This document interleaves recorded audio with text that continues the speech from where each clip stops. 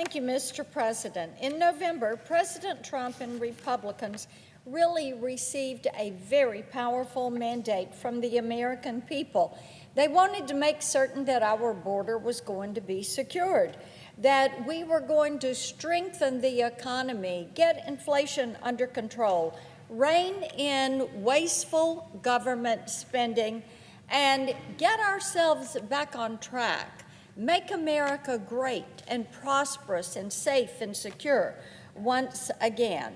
By passing the One Big Beautiful Bill, we delivered on this mandate by securing the largest tax cut in U.S. history, including reduced taxes on tips and overtime, a $6,000 bonus deduction for seniors, and the permanent extension of President Trump's 2017 tax cuts. It also reduces the burden of the death tax for millions, providing critical relief for family-owned businesses and so many of our nation's farms and farmers. It bolsters our armed forces with a $150 billion increase in military spending. It provides the largest ever investment in border security so that we can indeed complete building the wall and also hire new Border Patrol agents and officers. It strengthens Medicaid by rooting out waste, fraud, and abuse. It restores fiscal sanity by eliminating hundreds of billions of dollars in far-left spending. And the list goes on and on. These are all enormous wins for Tennesseans that I represent, and indeed for all Americans. But our work here in this chamber is far from over. At the top of the list, we have the need to confirm President Trump's nominees. The president deserves to have his team in place to enact his agenda. But instead of working with us to carry out the will of the American people, our colleagues across the aisle have chosen to obstruct at any cost. Right now, we have 130 pending nominations. People that have been through committee, their paperwork is in, their questions are answered. Mr. President, all they need is a vote in this chamber, and there is absolutely no reason that we should have this backlog, especially when you look at the importance of these nominations. U.S. ambassadorships to the Vatican, Netherlands, Chile, Greece, and the European Union.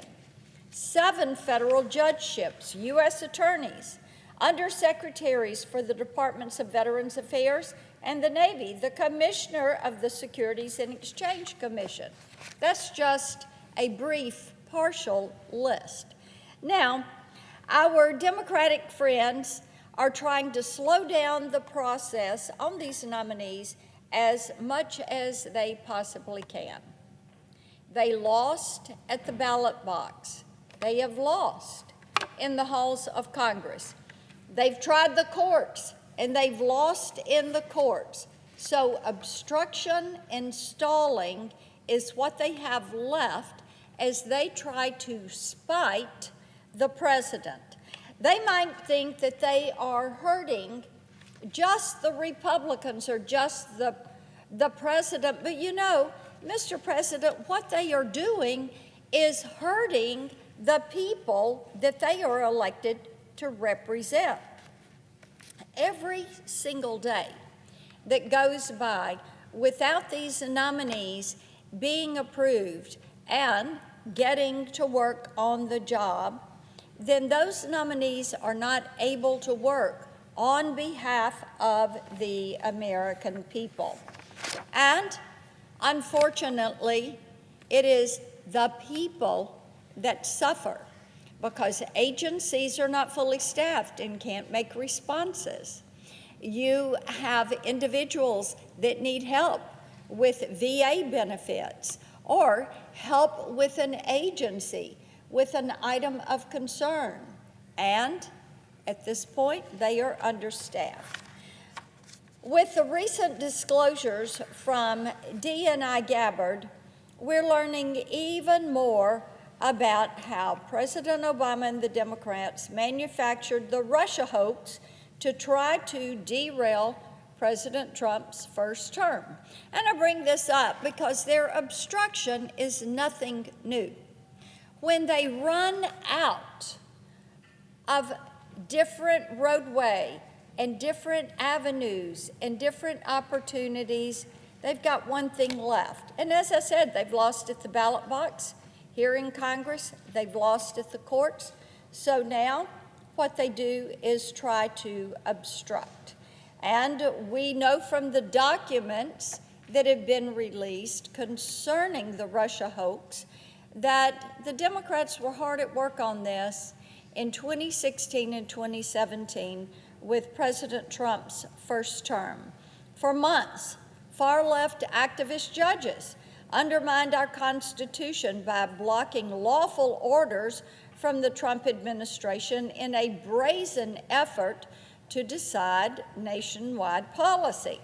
Their abuse of power only came to an end when the Supreme Court reined in those district federal judges and said, no, you have no ability and you have no right to issue nationwide injunctions. And more recently, we've seen Democrats try their best to obstruct a core part of the America First agenda, and that is securing our southern border. Americans want our border to be secure, and they want criminal, illegal aliens removed from their communities. Across the country, ICE and the Border Patrol agents have been hard at work carrying out this mandate and arresting criminals who have absolutely no right to be here in our country. Well, the Democrats are working to vilify and undermine our brave federal law enforcement.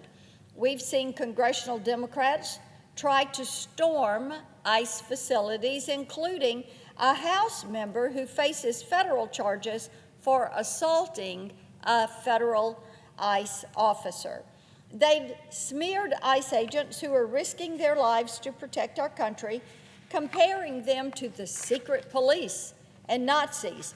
They've pushed legislation that would prohibit officers from wearing masks, exposing them and their families to targeted harassment. This is all happening as ICE officers face an 830% surge in assaults. That's correct, 830% increase in assaults. Just this month, far-left criminals ambushed officers at an ICE facility in Texas, shooting one officer in the neck. 3 days later, a man sent 3 people to the hospital after firing dozens of rounds at a separate Border Patrol facility in Texas. These brave officers deserve our total and undivided support, and the American people deserve to have elected representatives who protect their interests.